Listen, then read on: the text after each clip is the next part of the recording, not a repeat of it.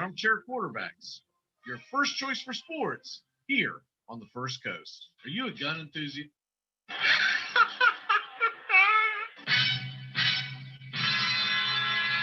We are the Armchair Quarterback Show, your first choice for sports talk live from the First Coast. We're here weekdays from CBS Sports Radio. Back it up, back it in, let me begin. I came to win, battle me, that's a sin. I won't ever slack up, don't give that a back up. Try and play a role in your home. Tap that Armchair Quarterback app to take us anywhere you go. It's morning. Yes, and what a lovely morning. Good Good morning. morning. We've talked the whole night through. Good morning. Good morning to you. I pledge allegiance to the flag of the United States of America and to the republic for which it stands, one nation, under God, indivisible, with liberty and justice for all.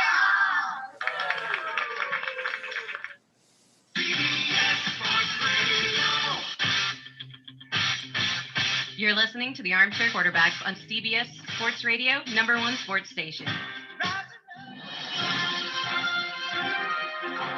Good morning, and this is your Armchair Quarterbacks Sports Flash. These are the games that mattered in your seedings for the NFL playoffs that start this coming weekend.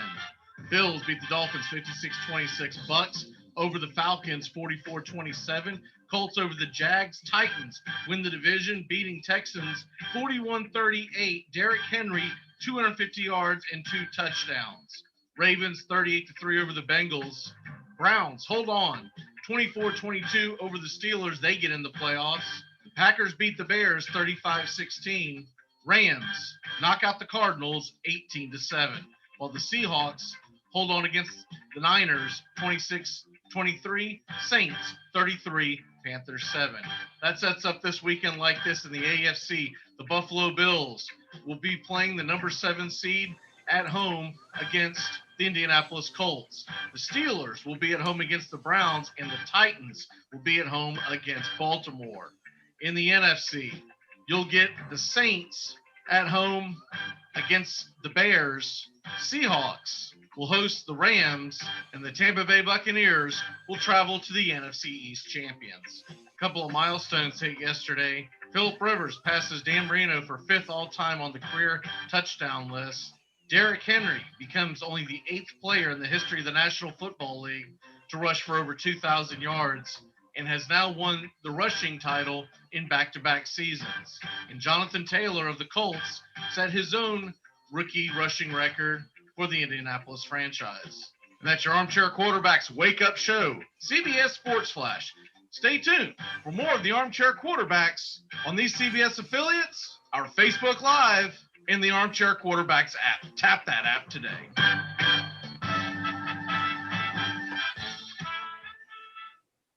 Good morning. It's time to wake up, y'all. You're listening to the Armchair Quarterback Show. We're here weekdays, 8 a.m. Eastern, 7 Central to 10 a.m. Eastern, 9 Central. Available on Google Android, Apple iPhone, Facebook Live, and Periscope Twitter. Tap that Armchair Quarterbacks app. Take us anywhere you go. The Armchair Quarterback Show, your first choice for Southern sports talk. Good morning, Mr. Justin Waller.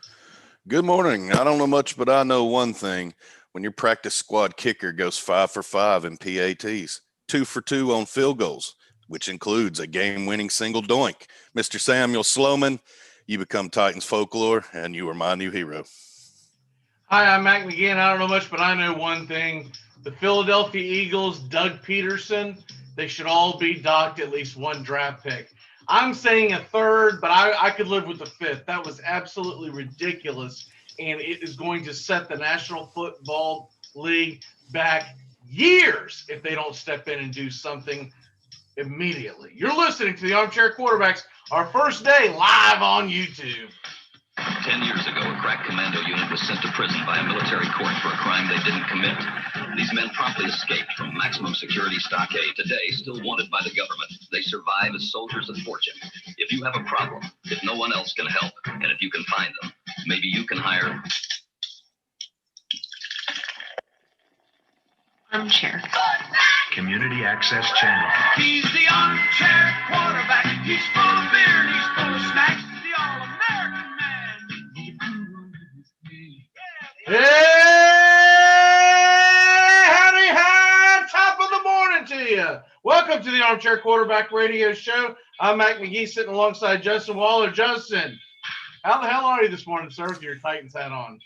I'm doing great, Mac. I'm also standing with a can full of gas about to pour on this fire. So you're upset about that Eagles debacle. I can sense. Is that from the Giants hat or? Well, okay. So yes, I do like the Giants, but they're not a team that I root for feverishly. You know that I'm a Titans fan for first and foremost. I do like other teams. I pull for the Bucks, et cetera, et cetera. But anyways, it's more of the fact that for it to be so blatantly obvious that they threw it, right? The best tweet, by the way, I think I'm gonna start doing this more often. I've got to pull up this tweet.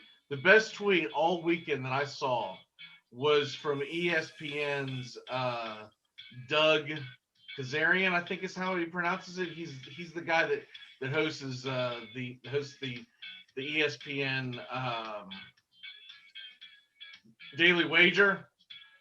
And this is a perfect line that he put right after the game. He said, "Are you a Quantum Leap fan, or did you watch Quantum Leap back in the day?"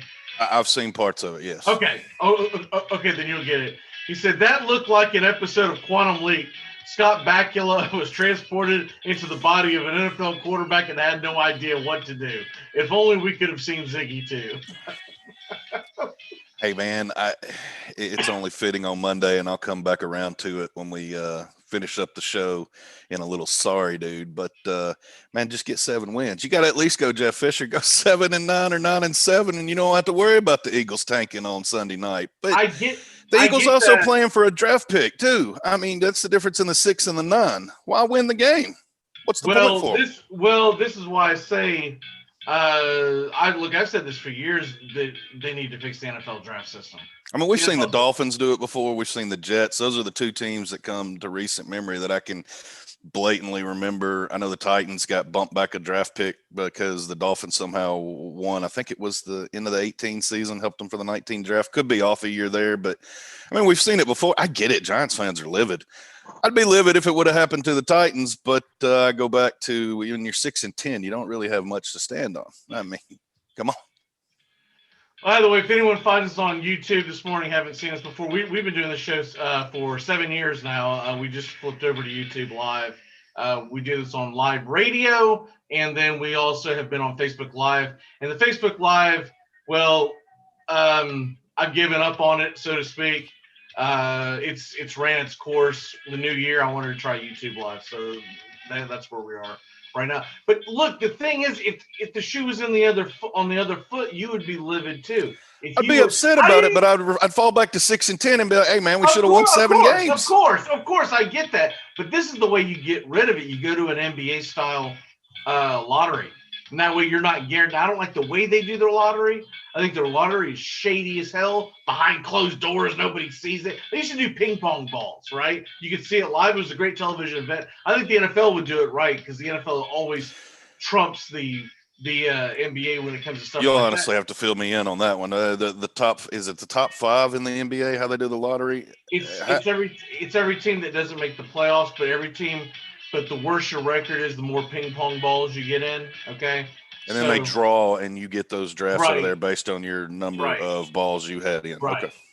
And that's the way I would like to see it, so that there's no definitive, like, for instance, and one of the teams that I pull for, because I'm in the Jacksonville, Florida market, is the Jacksonville Jaguars. But them tanking and not putting their best foot forward, for instance, had Tennessee lost that game yesterday, they were fortunate to get that field goal kick. We'll get into that in a minute. But it goes to my concern of whether or not these games are legitimately trying to be won, and you're going to get this more and more. And so I think they can nip it in the bud by doing some. It doesn't have to be exact, but some version of a lottery system where you're not guaranteed the top pick just because you have the worst record. Because you're doing the most anti-American thing. You are rewarding someone for sucking, right? I mean, that's pretty much what government bailouts are. Well, that's the NFL. I mean, they think if they come from it from the approach, if they give the crappiest team the best player or opportunity to take best player, because we've seen that they don't always take the best player, but that they have that they will keep their weakest link stronger is their philosophy through that. Now, is it flawed? Do people play in the gray area and manipulate the system? Absolutely they do. But I think you're going to have that no matter what. I like it the way it is.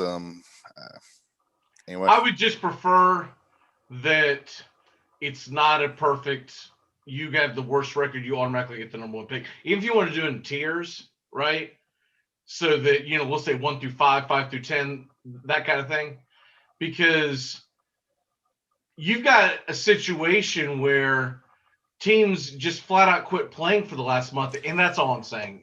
They've got to fix that. Now, I'll go on a rant with the NFL as well. I mean, similar to that, I think it's ridiculous that the Cardinals are sitting at home and anybody from the East is in the postseason. I know you need a division winner. And I'll tell you what, I think I know where you're going because I saw this stuff up on social media last night. I am against getting rid of division winners and just putting the best 7 teams in, because then you go into that NBA, NHL thing where divisions don't really matter. You start to lose what the NFL has over those 3 conference or those 3 leagues, or I'm sorry, those 2 leagues, is the fact that there are real rivalries in the National Football League because winning the division means something. You know what I mean? And so, like, if it was to the point of what you're saying, then the entire NFC East, no one would have watched it the entire year, right? And so sometimes divisions suck. But remember when Seattle got into the playoffs several years ago? They were like 7-9 or whatever. And everyone made fun of them. And then they beat the Saints in the first round. So I think a division should matter, and I like the divisions in the NFL. I'm not opposed to the division unless you have a losing record. I would like to see a caveat.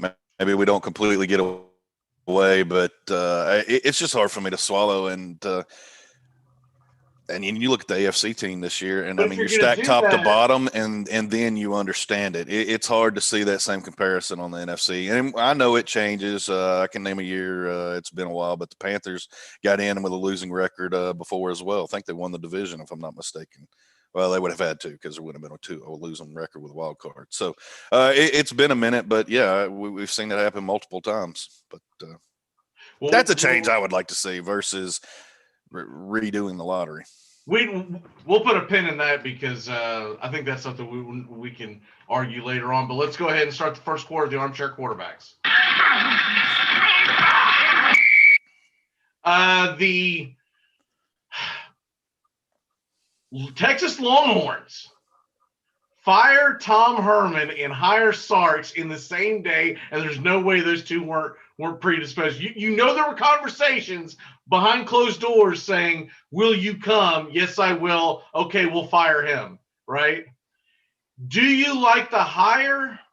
Because we all know that there was collusion in the background. There's no way that they did their Sark already had it worked out with Saban that he was going to stay through the national championship. I mean, he didn't get the blessing from the Godfather to go talk during this postseason run with out collusion behind the doors. And I'll tell you what, you wouldn't have it in the previous years, because I guarantee this whole thing was done through Zoom or Skype or whatever, right? Right. There's no way. There's no way. You years past, it's plane rides here and plane rides there. I think the one thing that we're going to get out of Zoom and whatnot is that you're going to get these things expedited a lot faster. I saw yesterday that they're already being coaching job interviews set up via Zoom and Skype or whatever they're on, and they had them listed for the for the upcoming openings, right? And I was like, man, in years past, they'd be flying to this city and flying to that city and da da da. And I've always wondered back then, I was like, you can't do this over the phone or video phone or whatever. Like, you got to fly back and forth and dine and wine and all that stuff. So I think that's a good thing. It's gonna happen in the world of sports. This is gonna start expediting because no one's gonna go back to that, right? 2 seasons from now, you know what we ought to do? We ought to fly around the country every single, for the next week and a half and meet every single guy and all their family and their dogs and everything else, just to find out if this guy can be our coach. If you can't figure it out in a Zoom call, then what the hell are we doing, right?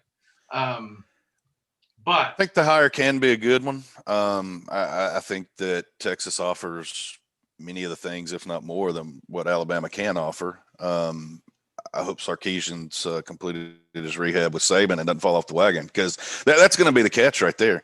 Can he keep track? Because he's put up 2 years the best numbers that an Alabama offense have had. I mean, completely kind of changed the way Saban's ran his thing. He doesn't have to have his elite defense. I mean, he's been putting up just crippling offenses that just nobody can handle. I mean, he's just dominating you on both sides of the trenches. So I think Sark will be able to recruit down there. I think he'll be able to build him a staff. You just got to hope that he doesn't run into the same issues he ran out in while he was out there at Southern Cal. I think you definitely will see a transformation of the Texas. First of all, I think you're going to start seeing it may not be affected as much this go around because the early signing period already took place. But I think you're going to get kids that want to go play for Sark at Texas, right? They are definitely still a national brand, even though they've been highly overrated the entire time that I've been watching college football, which is over 40 years at this point now, right? Because you always hear about Texas being one of the top dogs, and you're like, well, where's the evidence? Other than the brief Vince Young stint, Texas has never really been that relevant as far as college football national championships are concerned. But I think Sark can be a game changer, and assuming he can lay off the sauce a little bit. He doesn't have to go bone dry. He just has to lay off the sauce a little bit, right? I think that he can, I think he can be all right. I think what you do is you make sure that there's some kind of an intern that keeps, a bag of crystals or something, close by, so that, he soaks up some of that. So the next morning, he's good to go. Well, and he's got to instill that Alabama culture, that Dick Saban culture that he's rehabbed under the past 2 years. That's got to be instilled. And that way the young men that are looking at Texas see it as, well, the name recognition, and two, can Texas be built? Texas thinks it's Alabama. It's like you said, they haven't been in that national championship. They've got the money. They've got the facilities. They've got the TV network. They have all the tangibles there. But can he instill that winning program, that mentality, that focus that Saban has top to bottom, from his training staff to his players to his coaches? That now you do that in Texas, well, look, hook 'em horns. I mean, it's going to steamroll, because he's got abundant resources. I know one thing, right, is that this was almost my own. I don't know much, but I know one thing. But it's our first day on YouTube Live. I don't want to freak out too many people. I guarantee you, old Lincoln Riley's butt got a little puckered when he saw that. He goes, "Oh man, I got to deal with Sarkisian now," because that dude, like you said, and he better run with this. He better not screw the pooch again, because he had the world as his oyster as the head coach at Southern Cal football. It's not many times that you see someone get a second chance, and the second chance is just as elite as the first chance, which he's going to Texas football. You put them side by side, there is no difference between Southern Cal and Texas football over the last 50 years, right? So you've got to take that bull by the horn, so to speak. I know that's, all puns intended here on Armchair Quarterback Radio. He's going to have to compete with what? Oklahoma, and then an occasional, there'll be a team like Oklahoma State, a TCU, a Baylor that comes out of nowhere. But realistically, you're fighting against Oklahoma and Texas, and that's it. And it'll be that kind of a war. It'll be what, when Clemson first started rising to power, it was Florida State and Clemson in the ACC. It'll be that kind of a feeling. I always thought that they did a terrible job of putting them in the same division, right? Florida State and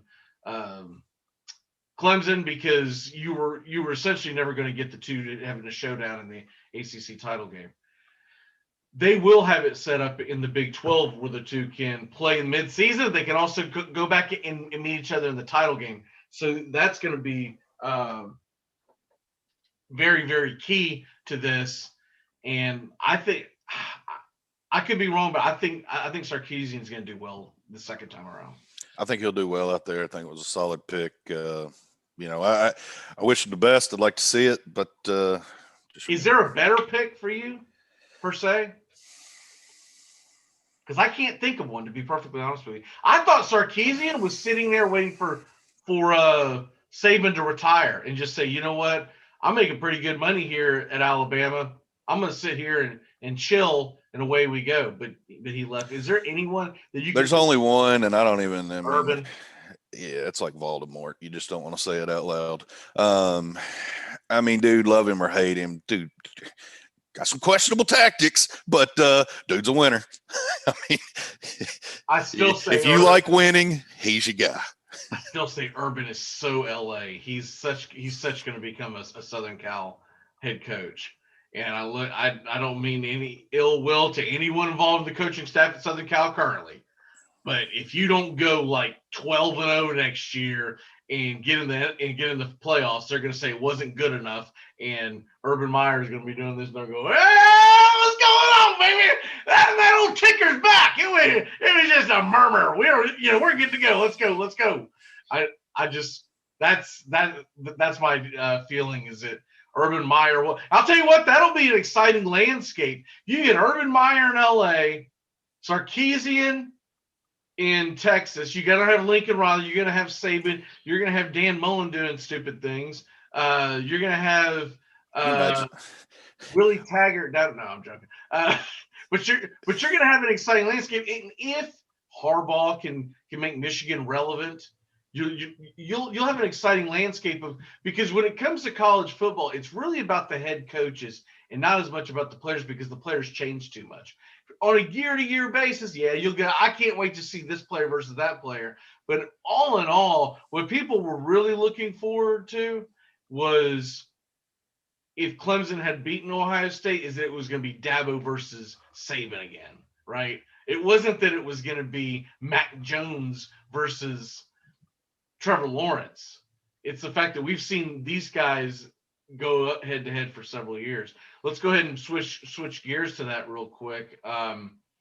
The Alabama Crimson Tide are going to face Ohio State.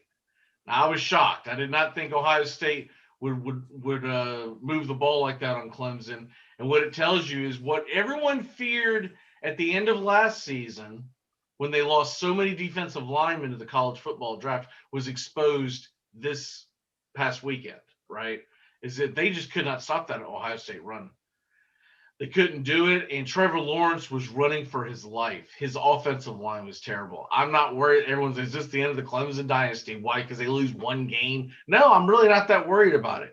Yeah, they lost to LSU last year. They also got to the national title game last year. So, let's calm down about Dabo Swinney's washed up and we need to fire him. Let's find someone who can do the job. Let's just calm down with all that junk. Would I love it as a Florida State fan? Sure. They're not getting rid of Dabo, though. I'm sorry, that ship is – my only chance was for him to go over to Texas. That was it. That's gone now. Unless the Jets are going to come in and hire him, or the Jaguars are going to say, look, we will give you $2.4 billion to come run this team, then I don't think there's a shot in hell of him leaving Clemson. He's not going to leave Clemson Tigers to go to any NFL gig that's going to maybe pay him a tad more and not have near the – you talk about security. You're secure at Clemson the rest of your career, right? Yeah. There's nothing Dabo can do that could get him fired realistically, other than something kind of in the cancel culture, or he did something illegal kind of thing. But other than that, there's nothing he can do to get fired. He's pushed the envelope this summer, and they still can't touch him. So, which was just as ridiculous as the Mike Gundy. Yes. But I think I'm not going to build an excuse. That was a butt whipping. Ohio State just lined up and whipped them in the trenches on both sides of the football. There was nothing Clemson could do to stop it. Now, I thought the play calling and stuff was a little bit reserved and held back for Clemson. Just it was off, and they were missing their offensive coordinator. Now, how big that truly played out, don't really know, but it showed up. But on the field, it didn't matter. Whether they had it or not defensively, Clemson couldn't win a battle in the trench. So OC in there or not, I don't know that it changes the outcome. Maybe it puts the game a little bit tighter. We'll see. Ohio State looked good. They looked rested. They look like a team that had played 6 football games. They come out and smash. That was the first thing. Did you see the look? I know a lot of people hate him, but did you see the tweet by Danny Cannell after the game? I did not. I mean, was it about Urban's rankings? I saw everybody have a field day with that. Let me see if I can find it. He tweeted this shortly after. There's some doofus with the same name spelling as Danny Cannell, and he popped up on my Twitter page. He's got 47 followers. I'm pretty sure that's not him. It's some guy doing this in the profile picture. Let me see if I can get back. When was that game? Friday? Friday. Yeah, that would have been the late game. Okay, so it was January 1st, and here it is. Yeah, this is funny. He must have posted this shortly after the game because it was the next day on the 2nd. Ohio State was more physical, played faster, and completely dominated Clemson. It's almost like they were as ... fresher.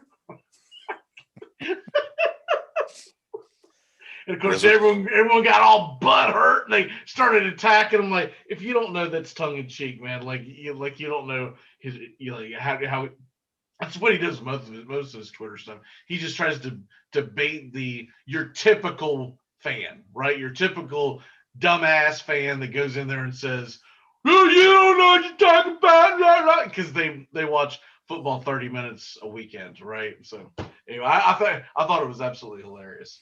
I've enjoyed the SEC, ACC trolling all weekend. Those fan bases seem to be giving it to each other, worried about their 2020 bowl counts. And I'm like, come on, guys. Are we really worried about bowl statistics in 2020? Do we even worry about bowl statistics outside of the playoffs anymore? Because I don't. Hadn't been to one of them, so I don't know what that's like. One of the funnier ones I saw came from a Florida State fan. This is after the North Carolina lost to A&M, and of course they played a really good game. A&M won by 2 touchdowns, but if y'all didn't watch that game, it was nip and tuck the entire time. A&M scored a final touchdown to put the lead out, but that was one of the better bowl games we've had so far. But this lady puts out there, I thought it was pretty funny. She's a diehard FSU fan, and she said, so Texas A&M was supposed to be in the playoffs, and they struggled against a North Carolina team that was missing, and she named all the players.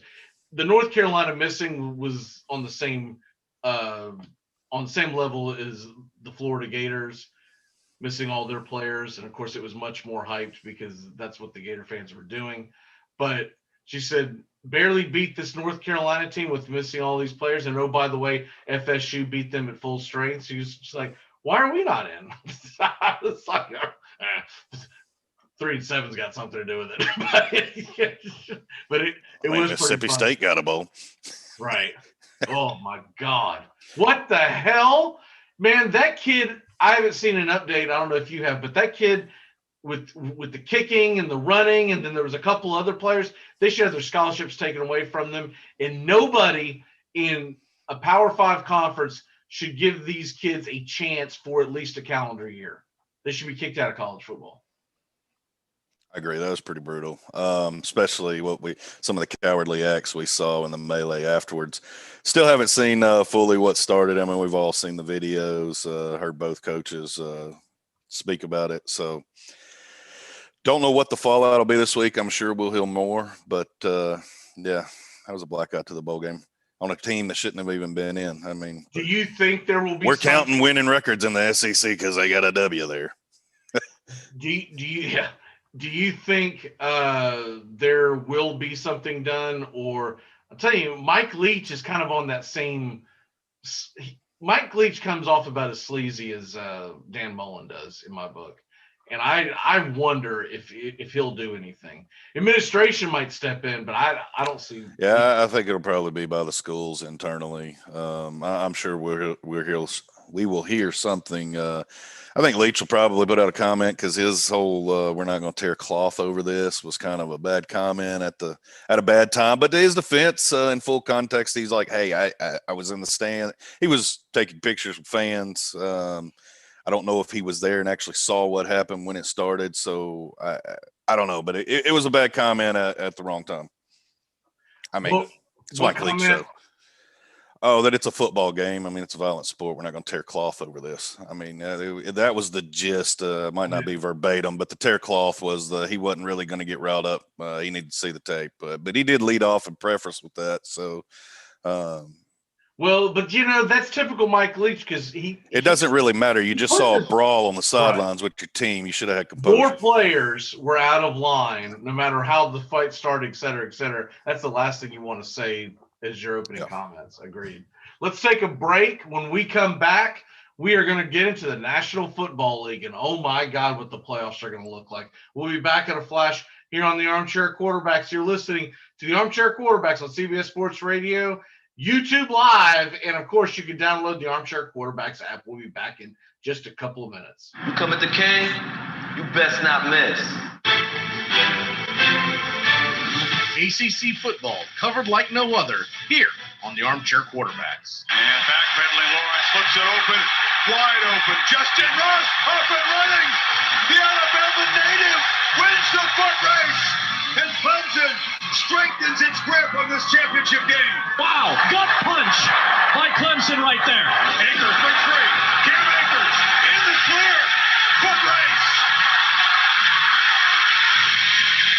They finally spin him down at the 5. The electric play the nose needed.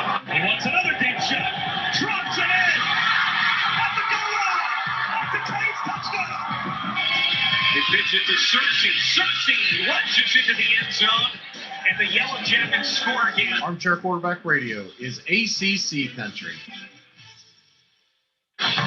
Fantasy sports is back, and it's time to jump into DraftKings. Go to DraftKings today at DraftKings.com. Golf, NASCAR, soccer, you name it. And of course, Major League Baseball, basketball, hockey, and football are on the way.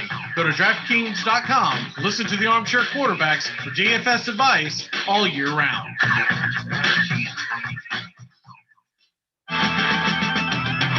We are the Armchair Quarterback Show, your first choice for sports talk live from the First Coast.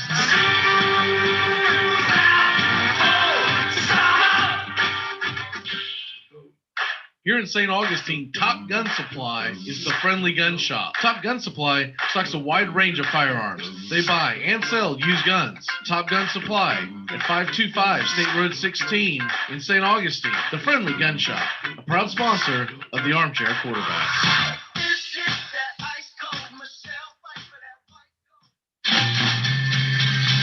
You're riding Morning Shotgun with the Armchair Quarterbacks. We're here weekdays on WAOC 96.5 FM, 1420 AM, and streaming on the Armchair Quarterbacks app. Download it today. Your first choice for sports talk here on the First Coast. There must be some kind of way out of here. Say that jumper to the beat. Make sure to listen to the Armchair Quarterbacks. Prime time, drive time. Armchair Quarterback Show on Facebook Live, and make sure to tap that app, the Armchair Quarterbacks app. Google Android, Apple iPhone, good enough for us down here in the bayou. Go Tigers and the Armchair Quarterbacks. Graves, wait a minute. Do you think you got me a tape of the show? What on earth for? Well, how often do you get to hear your son on the radio? I'm on the radio every day.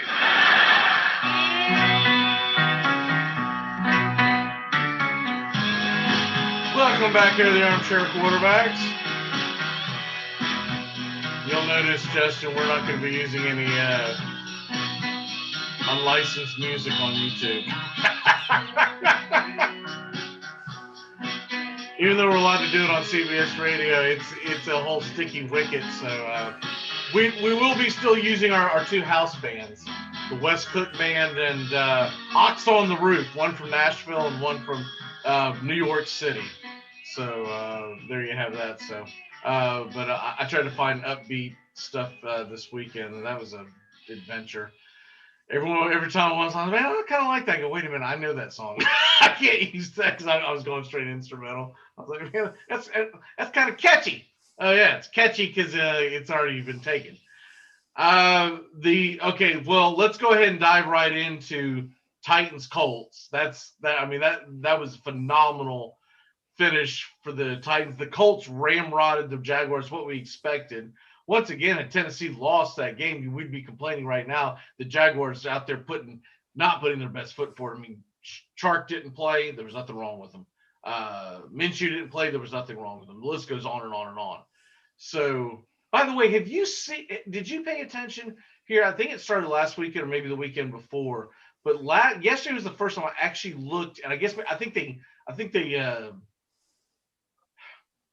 they focused on it more this week is why it jumped out at me as much. But did you notice the HD camera that was being used in the end zone where the players would score and they would run by and you would just see, I mean, it would be like it was laser focused on the players that are right there on the camera, that everything else in the background was, it was kind of like, it's kind of like what they do in cinema, right? Did you catch that? I've seen a couple glimpses of it. I like that a lot. It's okay. I just like the traditional angles. I even tried during the college games to flip around and see some of the Skynet and some of the different views. And yeah, I'm just old school. I can't get into any of them. Well, after the play is over, don't start doing that to me in the middle of a play. I'm probably gonna get seasick and lose my Doritos all over my feet. But I'm talking about actual after the play is over when they're celebrating. I don't have a problem with that. I think it was different and it was new. And it adds a little spice to it. Anything is better than that stupid thing they do when the 7 or 8 of them run to the back of the end zone and pause and do this number and what's up. And I mean, it's like, dude, I'm sorry. After the first weekend, it's like, kind of stale. I mean, it got stale really, really quick. Yeah, I mean, can you not go all TO and get a little originality or something? I mean, let's do something different. Whatever the hell happened to Terrell Owens? I think he could have a hell of a business teaching these kids choreographed dances on their off days on Tuesdays during the season. And now he can Zumba it, right? He can do a whole Zoom thing. T.O., I got your business model. I only want a percentage. Go in and you teach these kids how to dance, not just dance, but be creative. I see so many of these kids, they dance fine, but it's like, but you're doing the same thing the other 6 guys are doing, right? Everyone has stolen Justin Jefferson's I don't know what the hell, where he's like hopping and dancing. Justin Jefferson's good at it. Other players are not so good at it. I won't name them by name, Keelan Cole, but some of them, they get in the end zone, you're like, I don't know, dude. You look like me on the dance floor. I'm not even going to try. So I'd be a spiker. I'm going straight lineman about it. If I would have ever found the end zone. I could see me spiking and the ball slamming me under the chin. I'm not saying that wouldn't happen, but that's all I've got. Speaking of spiking. I'd be the first guy in the concussion protocol after my own spike. Tent blood everywhere. What happened to you, man, dude? Not real sure. I practiced all week, and now I'm missing teeth. I don't know. But Titans, they get an incredible comeback. But what about the story behind that kicker who has to come in because Gostkowski's under the COVID protocol, right? And I was telling my wife at the end, we're watching this, and she was getting really antsy because she's waiting on our dinner to come out of the oven, and I wouldn't leave the couch because I'm watching the end of this, right? I actually watched or listened to the first 3 quarters via radio on Titans radio because I got so pissed off at the YouTube, not YouTube, Red Zone I got so mad at Red Zone because they were it was the same damn 2 games over and over and over. That in the Titans Houston game was not only was incredibly high scoring, which Red Zone normally likes, but it mattered, right? It wasn't like this game didn't matter. I understood why they were not going to the Denver Oakland game at all. I mean, Denver Vegas game at all. But they kept going back and forth from the Rams game to the Packers game. Rams game, Packers game. That's all I saw. And I was like, I'm getting sick of this. Around the second quarter, or I guess it was just before the second quarter started, I found the 104.5 zone up there in Nashville, and I put it on Bluetooth. Wife comes in, she sees me. I've got all these TVs going. I'm listening to the radio. Like, I'm tired. Hey, Mike Keith's a legend, man. That's the way to listen to it. I'm like, I have not heard this in a long time, which is a plus. I said, but also, I'm sick and tired of not knowing what's going on. I normally won't do it because the radio broadcast is so much more in front of the television broadcast. So if I know my television broadcast is going to keep constantly coming in on the Red Zone, I would have never done it. But they weren't. They were constantly on those 2 games. And I was getting one of them locally, and I thought I had pulled the okie doke to get the Titans one locally. Check this out. So what you kind of opened me up to was getting the little device to make my computer think I'm somewhere else, right? And I noticed they added Dallas, Texas to their repertoire. They've yet to add Nashville. I really want them to add Nashville, but they haven't. So I'm like, all right, Dallas, Texas. That's right down the road from Houston. That should be the AFC game I'm getting, right? No. Rams, Cardinals.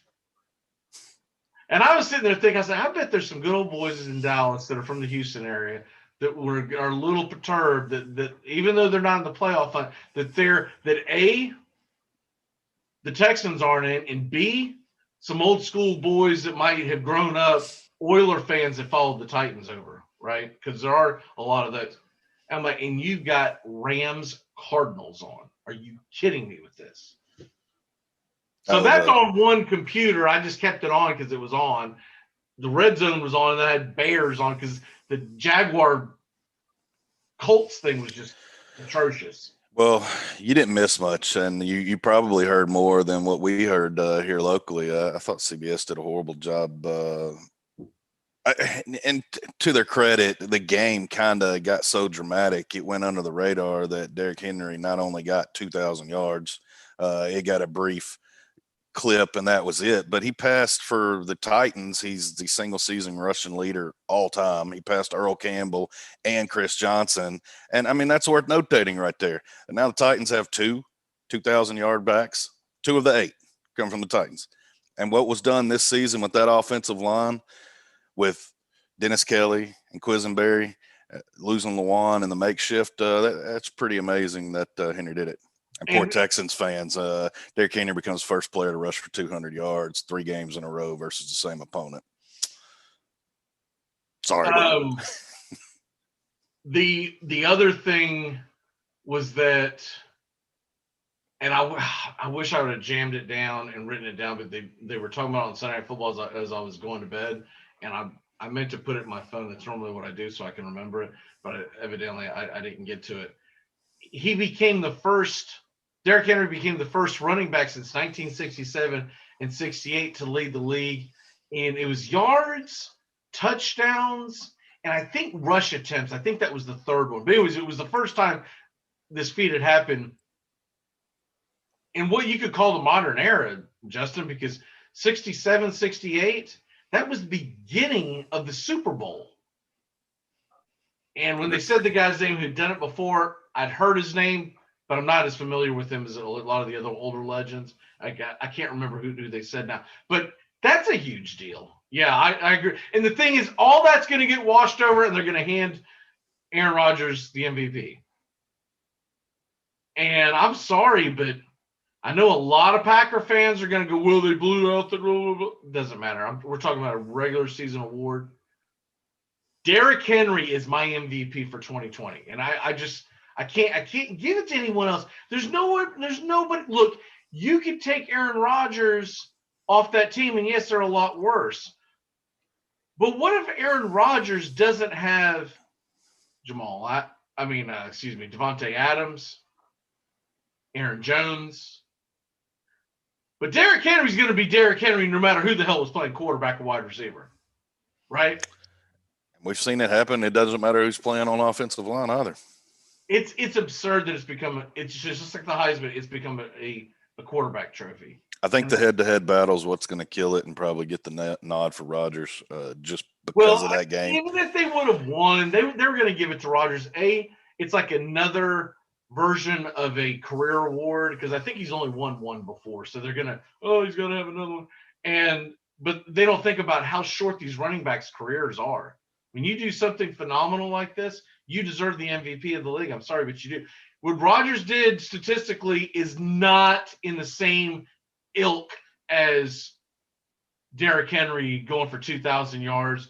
I just went through the whole thing, but that's just I know it's a very biased opinion, but that's my opinion to it. So if we sweep that aside, they get the big W. And now we look forward to the playoffs. For people that are just joining in, we've already talked about the debacle of last night's football game, so we're not going to rehash the NFC East thing. But by the way, did you watch the tail end of that Cowboys-Giants game? No, I was traveling to make the start of the Titans game. Okay. I saw most of it. I was hooked into the we were this close. Steelers-Browns game. We were this close to, had the Eagles played that legitimately out, of there being an implosion in New York media this morning, because Gallman gets the first down with about a minute or so left, but at that point, Dallas wouldn't have had enough timeouts. The game would have been over. He breaks through the line, gets the first down, and you can tell he had it in his head to get down. But as he's getting his head to get down, the dude just fumbles the ball. He just drops it. He's like he realized. You can almost tell he was starting to slow down, and then his slowing down, the jostling, his pads or whatever banged against the ball, and he dropped it. The ball's there. Everyone's on it. They give the Giants the ball back, but it was that would have been a conversation for the next week about whether or not that was legitimate, because it knocked the Cowboys out of the playoffs. Had the Eagles won last night, there would have been a conversation. Now nobody cares, but he was like sitting upright, and he had, if this makes sense, almost in an Indian style, like seating, if you can still say that. He's sitting upright with the ball pinned against the ground in his hands, and the refs, when they went back to review it, they said that considered him down. But in the middle of all this, they kind of ripped the ball out from under him. Okay. It's very close to what happened to Trevor Lawrence Friday night when he had the ball in his hand laying down. They ripped it out, which I agree. That's not control. I don't really think Gallman had control. And I'm like, wow. And the fumble with about a minute left was on the New York Giants 40-ish yard line. And all they did was a touchdown to beat. I'm like, oh my God, this is like the worst thing could ever happen to this kid. Because he was trying to do the right thing, but he didn't secure the ball. And it's an absolute nightmare. Anyways, moving past that, what is take the Titans versus Baltimore out of it, because we'll get much more into these matchups as the week goes on. What is your favorite matchup of the weekend you've seen, this coming weekend, that you've seen so far, that you're like, man, that's going to be a good game? Well, the first one on my radar is Colts at the Bills, because I mean the Colts. I'm just pulling for somebody knock off the Bills. I think that's the team to the one that I'm scared the most of, and so that's the way I'm leaning on that one. I hate to break it to you, but that's not going to happen.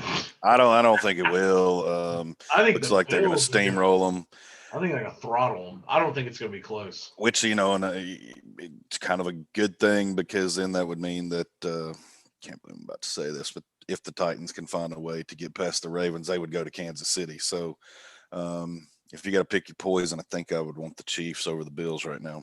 But that's the one I'm tuned into, and Steelers Bengals. I'm locked in heavy to the AFC side. Bills Mafia is going to go nuts. They're finally going to get a home game with fans in the stands.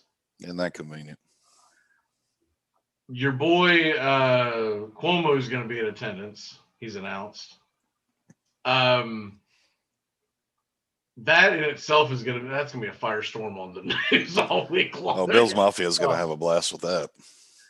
I hope. What would be great is if someone took him and slammed him through like one of those, fake tables that they always make a big deal about breaking. But I just think the Bills are good. Man, they're the closest thing to the Chiefs that don't reside in Kansas City. That offense is so hard to stop, and that defense is just good enough. Now you've got to go through Buffalo to get to Kansas City. It was real dangerous. I thought Tennessee was going to have to play Buffalo. I was like, this is not going to be good. They can't stop anybody. I mean, they let the freaking Texans score 38 points on. If I heard it one time, I heard it 1,000 times on the Mike Keith Titans radio broadcast. His sidekick, what's the sidekick's name? Do you remember? Dave McGinnis. He must have said chunk plays about. I mean, you could turn it into a drinking game.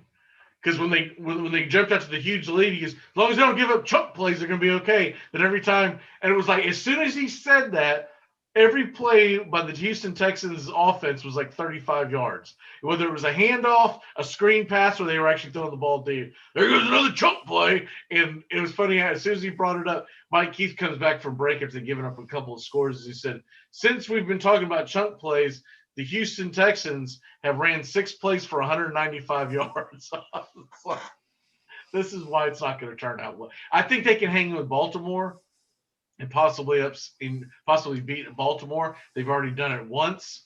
They're going to have to get a little more creative because I think Baltimore's healthy now with their defense. But when they get past that, what do you win? You win a trip to Kansas City, baby. The only way that you don't go there is if somehow the Browns or the Colts upset the Steelers and Bills respectively. But then you got to go to Buffalo. It doesn't get any better. That is true, unless of course it's the Colts that upset them. Then you go to Pittsburgh. That's their best case scenario. If the Colts were to somehow upset Buffalo, then you would go to Pittsburgh. You'd have a fighting chance. I guess there's a roundabout way that the Colts win, the Browns win, the Titans win, and the Titans would host. I guess the Titans would host Cleveland. But yeah, all that's not going to happen. That's not happening. You got a better chance of hitting a parlay than that happening. Sam Sloman's got a better chance of triple doinking next week. Right. So I think the NFL game that I'm most excited for outside of the I do think the Tennessee-Baltimore game is one of the better ones on the slate, by the way. It's not just because we follow the team. But Rams-Cardinals, Rams-Seahawks. Rams-Seahawks will be good. Assuming they get all the guys back. By the way, Michael wanted to know, he sent this to me last night. He said, do you think the NFL did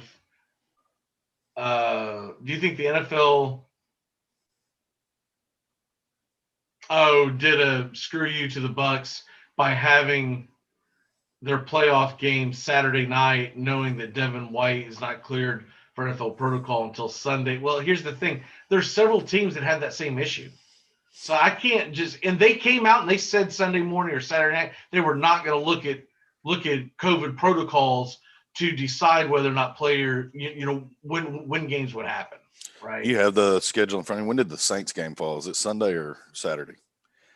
The Saints game is going to be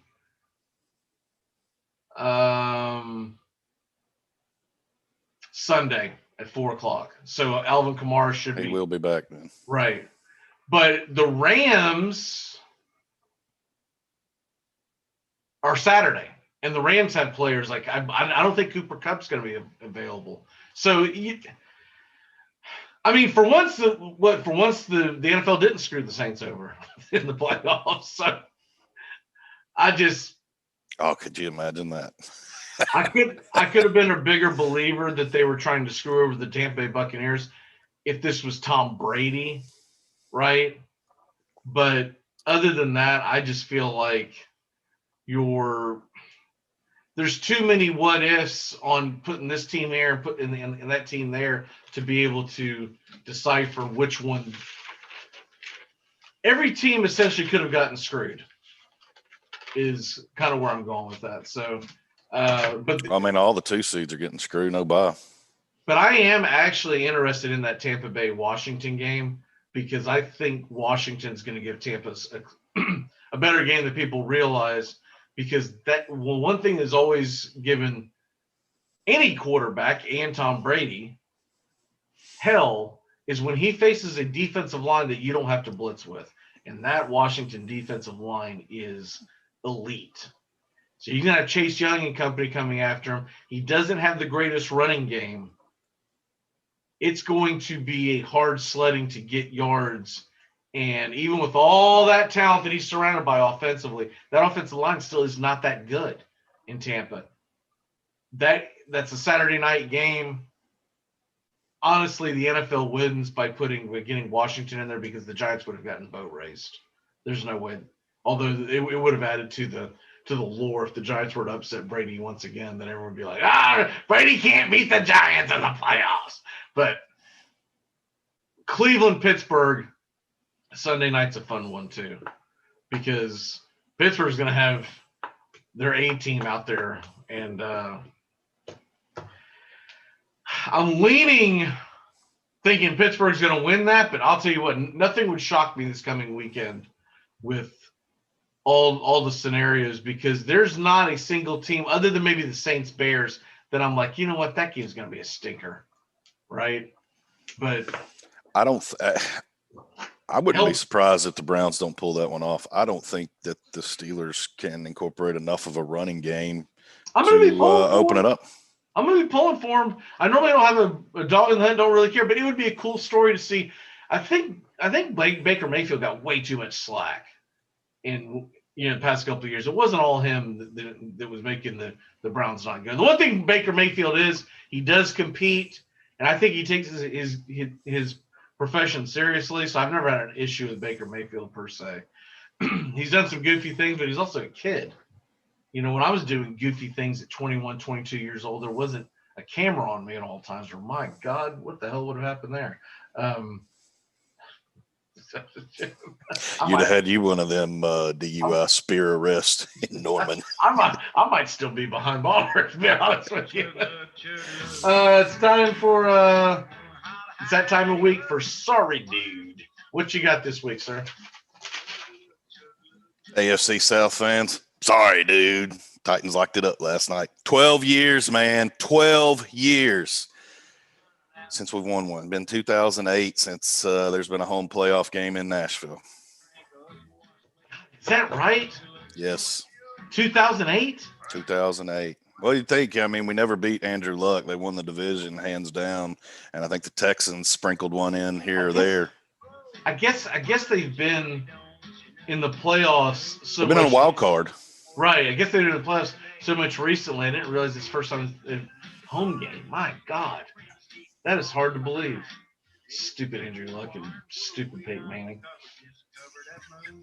You want to talk about tanking? Now, how do you make that happen? How do you go from Peyton Manning to Andrew Luck? Tanking.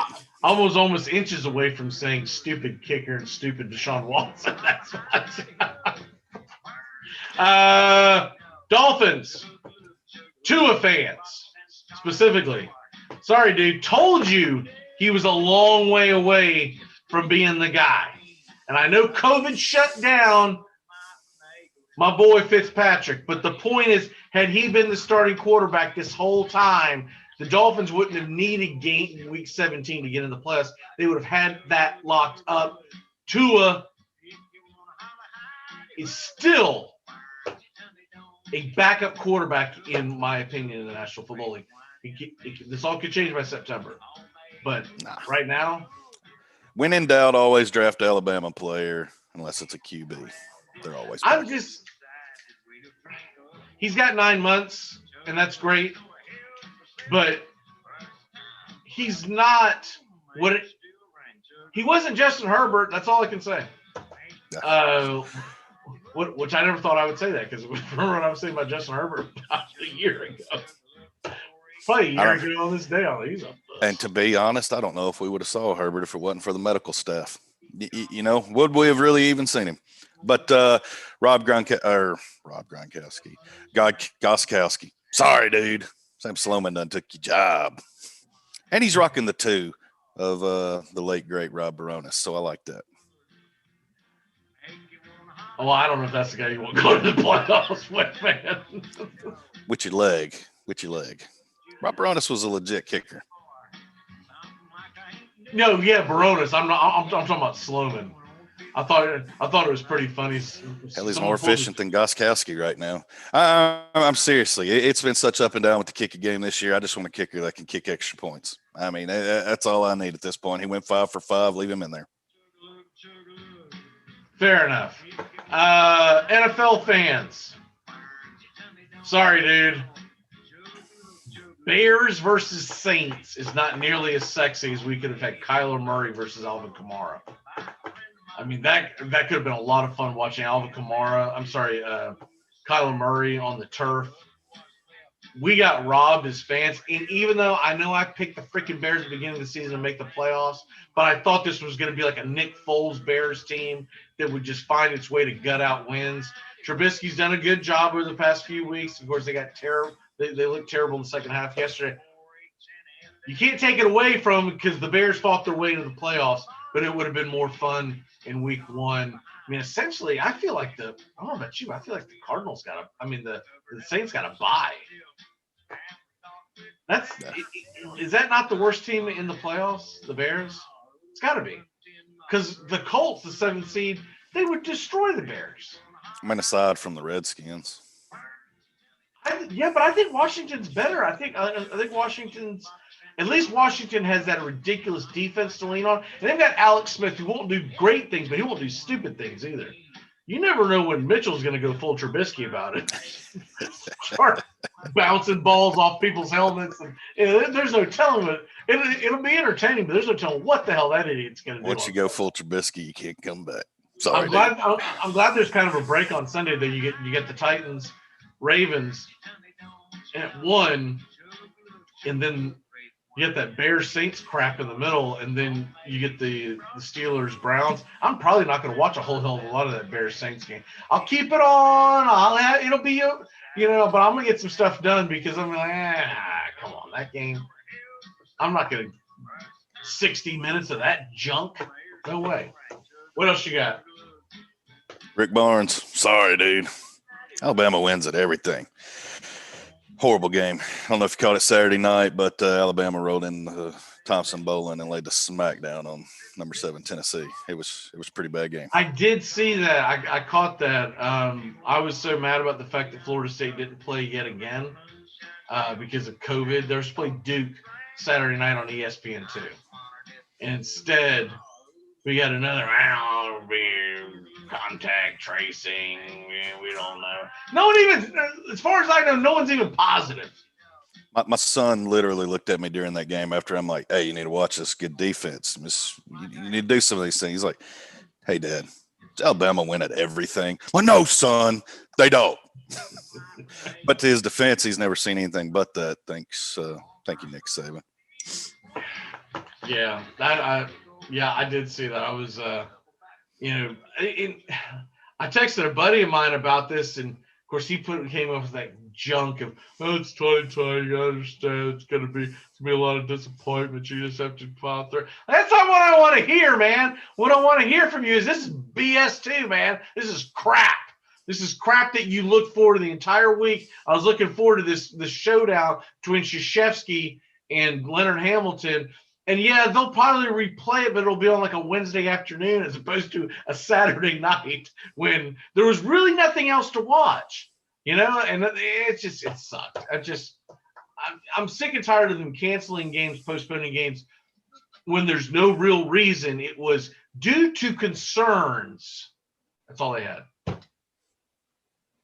What the hell does that mean? Because somebody they may have known, because the butcher, his uncle's wife got COVID and you heard about it, so now we're contact tracing all the way back to the Florida State basketball team. That's what it feels like what's going on in Tallahassee. It's getting Hey, but if you go all Big Ten about it, you'll be fresh come tournament time. Exactly. Florida State's going to be rolling, baby. So, I mean, keep your head up, buddy. Keep your head up. You're going to be fresh come tournament time. We're going to be 6-2, a number 3 seed in the NCAA tournament. Hey, things are starting to look better, aren't they? What's your walk-off, sir? I don't know what to do tonight. No football. No football all week. This is that little lull period. So luckily, hockey's around the corner. Going to try and dive into some basketball this week. We got a week from Wednesday, right? Yes. 13th. Yeah. Yes. Yeah, well, I'm looking forward to that. I'm glad Sean's going to be on Wednesday because we'll definitely do a hockey preview show that day. That should be a lot of fun. Looking forward to it. And I noticed there's no preseason games because I didn't see any. I was trying to find them to see if there were. I didn't see any on the slate. Are they just going to do exhibitions amongst themselves? I think so. Or that's what I'm assuming. I don't know how they're doing the travel and that. I haven't seen those. All I've seen is just the home games that are coming. I've seen the full schedule, but obviously I'm paying more attention to the home games. And I did not see any preseason on there. Yeah, I didn't. There's no preseason they're asking you to pay for anyway, which they're still debating how they're going to do that. But there will be small attendance in Nashville for Bridgestone. So we'll see how that goes in January. I think that's going to be small, like 2,500 fans in there. So one thing we do have today is it's Black Monday, meaning you're going to get guys fired. Adam Gase was fired last night, and there's usually around 6-ish, 5 or 6 that get fired. I think you'll have a lower number this year, but I'm pretty sure Jacksonville. There's rumors now that LA Chargers are going to fire, and there's a little hint of a rumor that the reason why the kid from Dallas, the quarterback coach that was offered the Boise State job, Kellen Moore, might have been sticking around because the Joneses are not as happy with McCarthy as they say he is. He made some boneheaded calls on Sunday. So I guess we'll find out by tomorrow. See you manana, sir. See you, sir. Have a great day. We'll be doing some Major League Baseball tomorrow with Justin, too, because of Teamus Wooten will be here. We're going to be back at a flash show on the Armchair Quarterbacks. Doug is with us, and we're going to get into – he filled out his bracket, and we're going to find out who Doug likes in the NFL playoffs. We'll be back in a flash here on the Armchair Quarterbacks.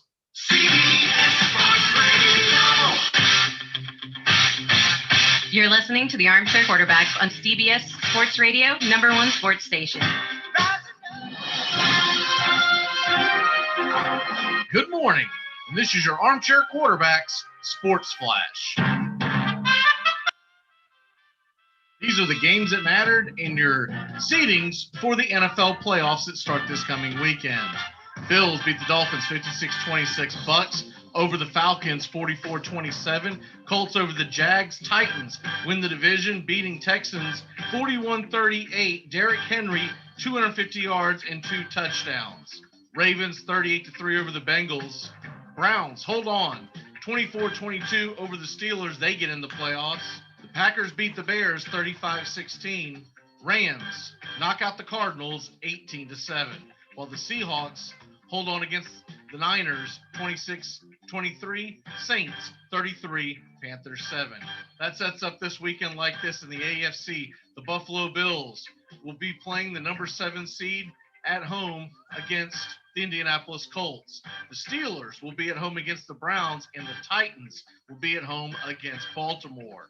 In the NFC, you'll get the Saints at home against the Bears. Seahawks will host the Rams, and the Tampa Bay Buccaneers will travel to the NFC East champions. A couple of milestones hit yesterday. Phillip Rivers passes Dan Marino for 5th all-time on the career touchdown list. Derrick Henry becomes only the 8th player in the history of the National Football League to rush for over 2,000 yards and has now won the rushing title in back-to-back seasons.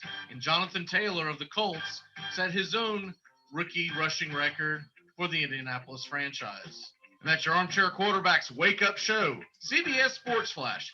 Stay tuned for more of the Armchair Quarterbacks on these CBS affiliates, our Facebook Live, and the Armchair Quarterbacks app. Tap that app today.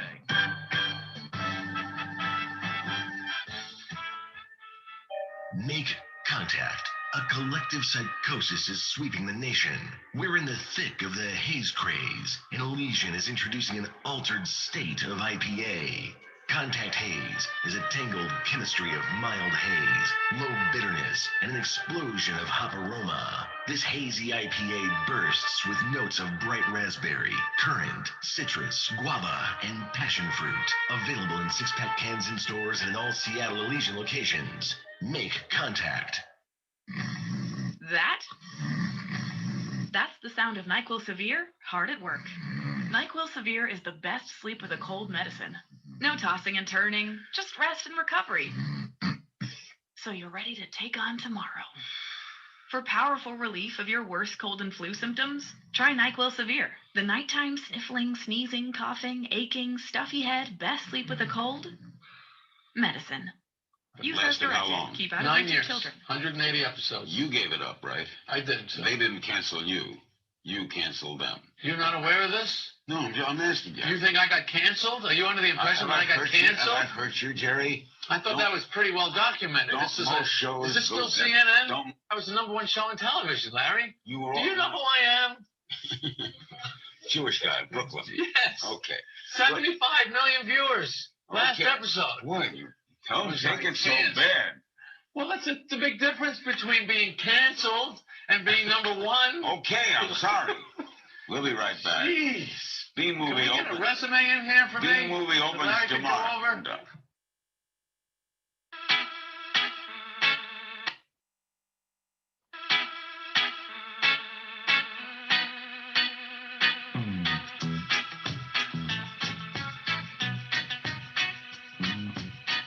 Welcome back here to the Armchair Quarterback. Excuse me. As soon as I say it, it happens. Breaking news out of Jacksonville, Florida. The Jacksonville Jaguars have fired Doug Marone's ass. He's gone, baby. He's gone. Morning, Doug. How the hell are you, sir? Doing good. Doing good. How was your weekend? It was pretty good. Pretty good. Raiders won. It's a good weekend. Did they win? Yes, they did. What was the score? Because I didn't even pay attention to that game, to be honest with you. It didn't matter. It was a good game, 32-31. I saw it was 31-24 at one point. I can't even tell you who the hell was leading, but I remember seeing 31-24. I was like, okay, that's a pretty high scoring game, but that's literally all I saw. They didn't even have it on the red zone yesterday. I think there was 3 plays on the red zone the entire day. Well, good for them. That helps them get a worse draft pick, I guess. I guess that's the. The best part of the day is it ended up with the on-field brawl, and that was the best part of the game. There was a brawl as well? Yeah, there was a brawl at the end of the game when the Raiders punched in the 2-point conversion to win the game. And then the Raiders proceeded to cheat like all get out. Every time they tried to set the ball, the Raiders would kick the ball, so they couldn't set up, and they lost about 10 seconds in time. They had 24 seconds to go down the field to get a field goal, and the Raiders started kicking the ball around, and it made everyone on the Broncos bench mad. So it turned into a brawl when they finally lost. So that was the best part of the game, really. I guess I'm gonna have to check that out. Was it anywhere near as good as the Mississippi State Tulsa brawl? No. It wasn't as good as that, but it was second best, but it was still fun to end the season with a good old fist fight. Well, it has not made its way to YouTube yet. I was looking to see if it had popped up on YouTube, but it has not made its way there yet. But anyways, I'm sure it'll pop up at some point today. I'll have to check it out. Well, by the way, did you do any DFS fantasy this weekend? Because I did. I did quite a bit of it. No. I didn't do any. No, sorry. I highly encourage that, by the way. It makes these games a lot more fun. I actually had a pretty couple of good wins. I'm gonna pull up my thing right now. There were two that I won pretty good monies on. I did the snake as opposed to the salary caps. I did a couple of salary caps. My salary caps did okay, but the snakes that I won were, let's see, this one, get out of my way so I can see my line. Here we go. I had Lamar Jackson. So what a snake draft is for people who haven't done DFS snakes, you draft like you would a team at the beginning of the season for season long. I draft a guy, you can't have him. So it'll be you and between 3 and 12 people in a room. You put X amount of money in, and the winner gets X amount. The bigger the rooms are, the more pay tiers there are. But the one that did the best for me was Lamar Jackson. David Montgomery was my running back, who had an incredible game again. Devontae Adams, A.J. Brown, Nick Chubb, and Eckler, and that was good enough to win yesterday. You know, what sucks is that when you have guys like that, but you don't do the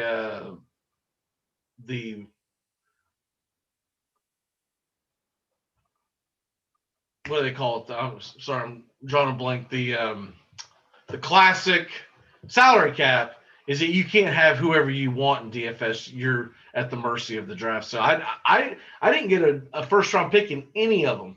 There was one that I got the second round pick, and some dumbass in there. He was live, so he was not auto drafted.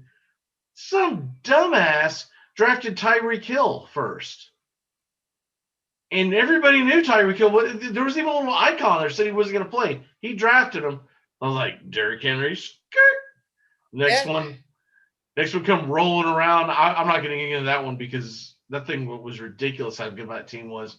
But the guy behind me drafted a couple of running backs. So when he came back up to me, this is a 3-person one. When he came back up to me, I got Derrick Henry and Devontae Adams. Skirt. And I was like, it's a wrap. I don't care what y'all draft. It's an absolute wrap. But anyways, I was just curious if you're going to, because they'll be fun to play again this weekend. You'll have six games this weekend. That's actually quite a few games to choose from. And I'm going to do the draft again this weekend. No, I guess the following weekend you'll have 4.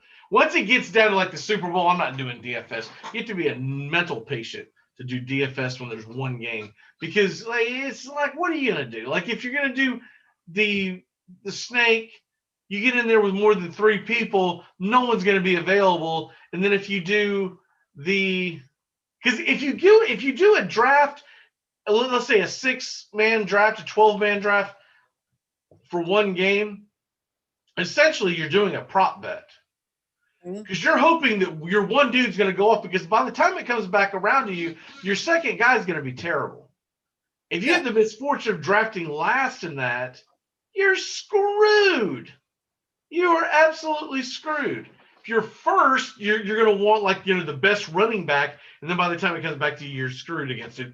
You're just basically drafting for one player. So I don't like those one game. I'll do a prop bet before I do that, because I have more of a chance of actually controlling what's going on. But let's get into, I'm assuming you filled out your bracket, right? Yes, I did. Yep. All right, so real quick, I'm going to roll over. We haven't done this yet today, so I'm going to go ahead and hit the what's happening, because essentially these are the playoff matchups. These are the times, and these are what we will be watching. So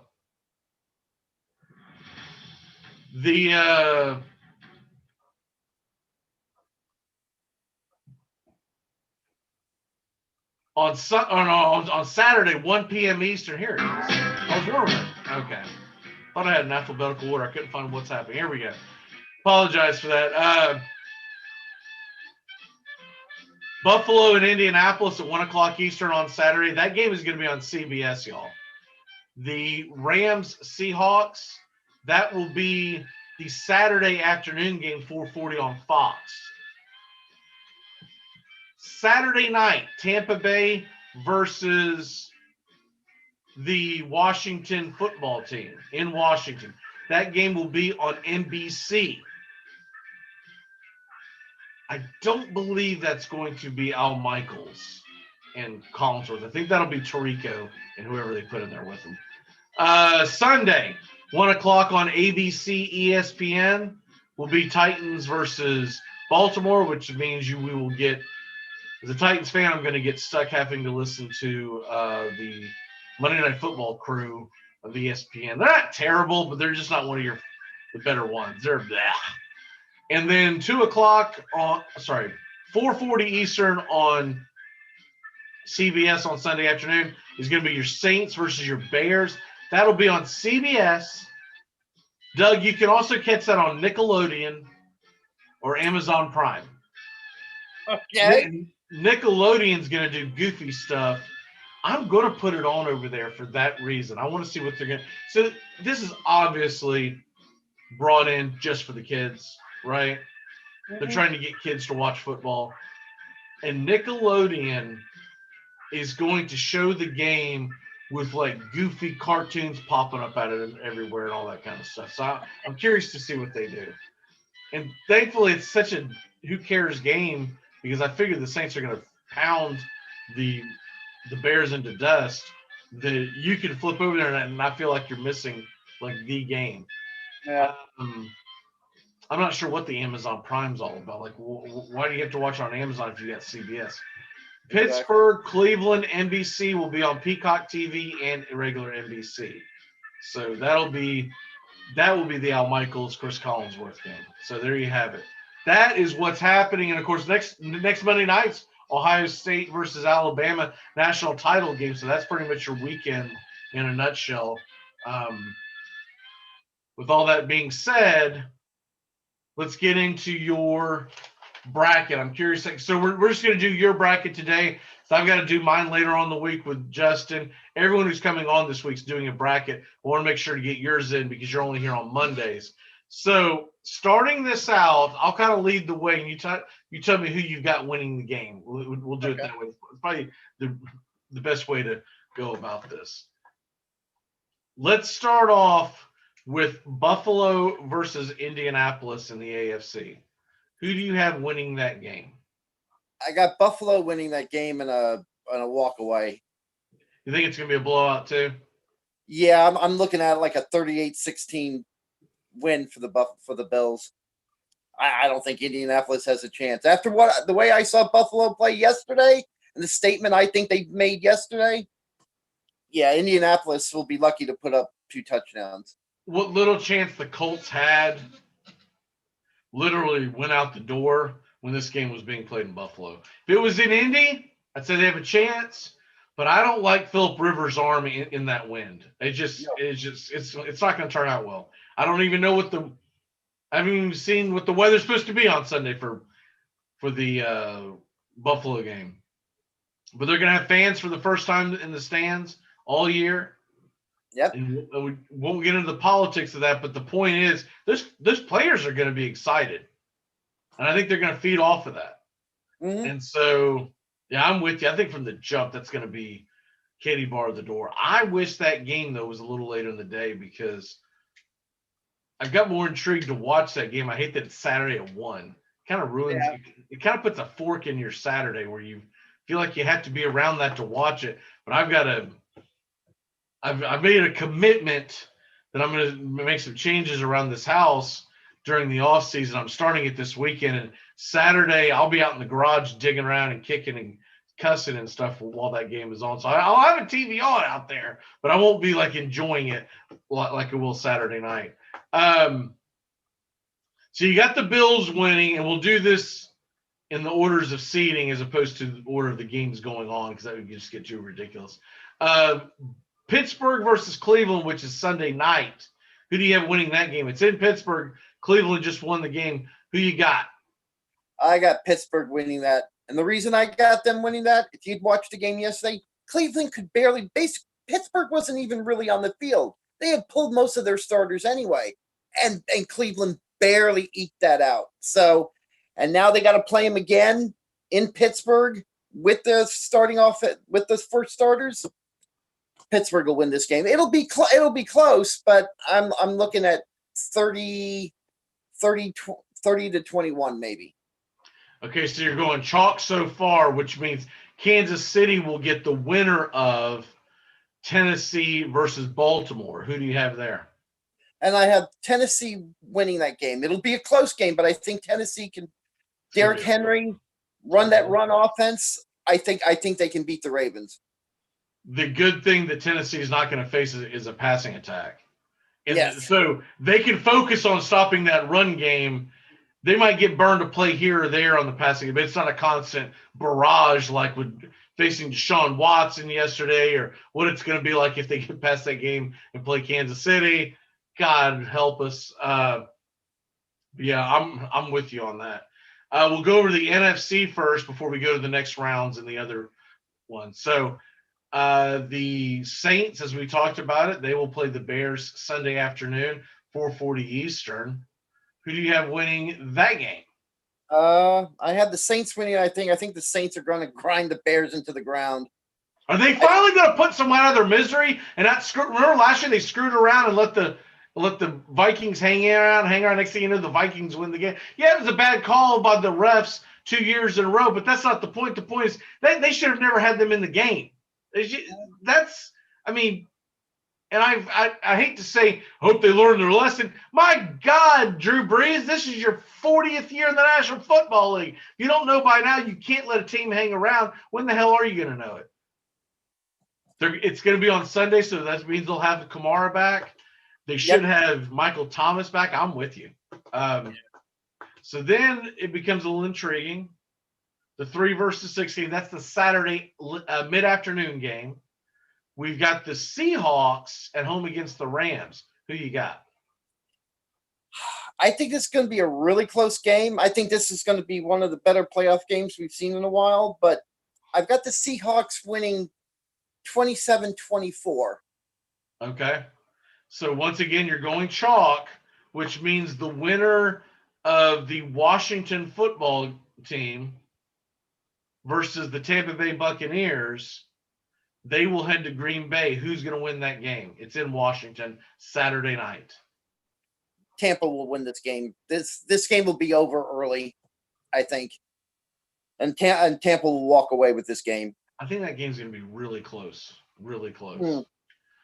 I'll do my bracket later in the year, so later in the week, so I won't spoil it, but Washington, that's one of the games, even though seeding-wise it's not considered an upset, the point spread it'll be considered an upset. So that's what I look at, and that's going to be closer than, as they say, closer than the experts think, because that Washington defensive line is going to wreak havoc on that very mediocre Tampa Bay offensive line.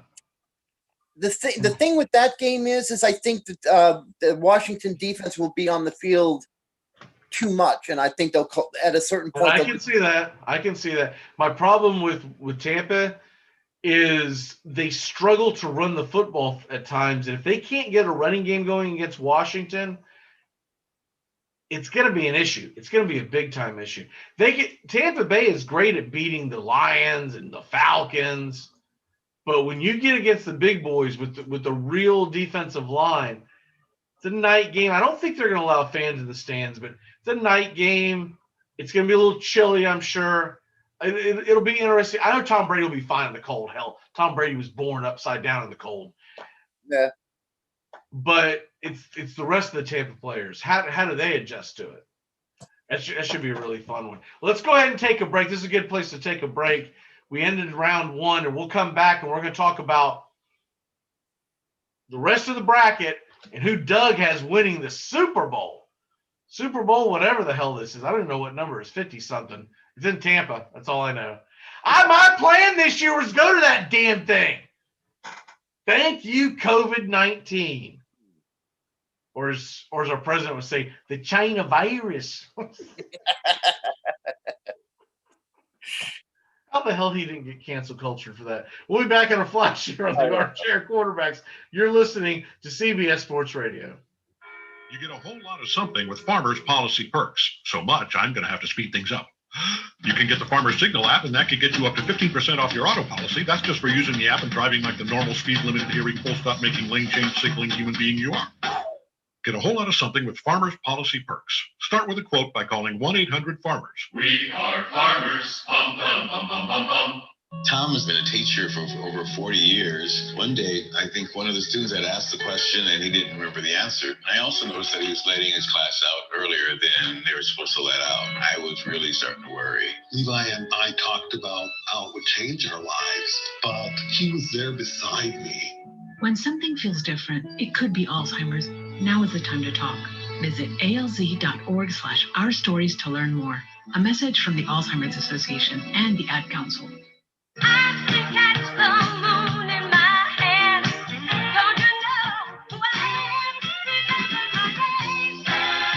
The Armchair Quarterbacks Wake Up Show. The only name you need to remember in sports talk radio.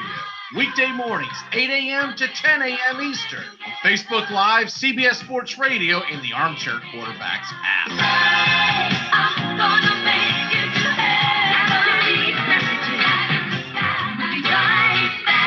I'm not audible. How audible I'll use.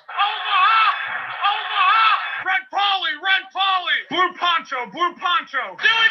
Rambo! Give me Kershaw here, Kershaw! You're listening to the Armchair Quarterbacks on CBS Sports Radio. Japan! Richmond, New York! Richmond, Florida! Sally, Buffalo! Jet! Hey, Short Ox! Buda Raiders! Armchair presents the world's first star in your own radio commercial. Okay, guys, whenever you hear this sound, insert your name. Hi there. Your name. Sorry I'm late. Sometimes there just aren't enough hours in the day to be a neurosurgeon and a swimwear model. Oh, am I thirsty?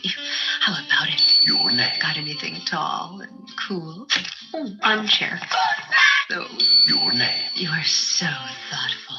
But of course, Armchair. The first choice for every occasion. You know, I have a confession to make. If I ever had a son, I'd want to name him Armchair.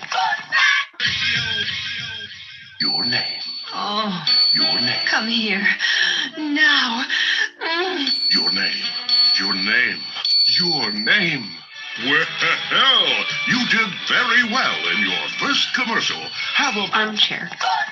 You've earned it. Armchair.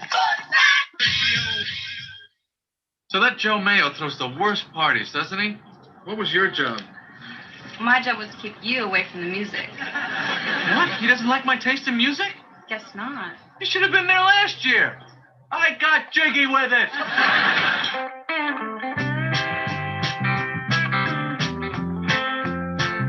Welcome back here to the Armchair Quarterbacks on a Monday morning, CBS Sports Radio, the Armchair Quarterbacks app, and YouTube Live.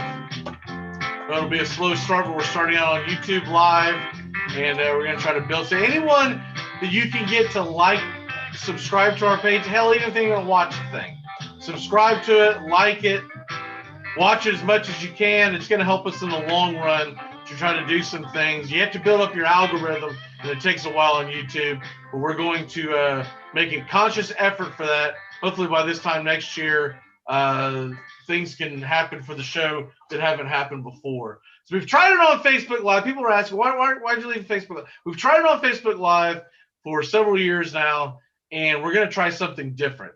We're still going to put the links up on Facebook so you can just click and go.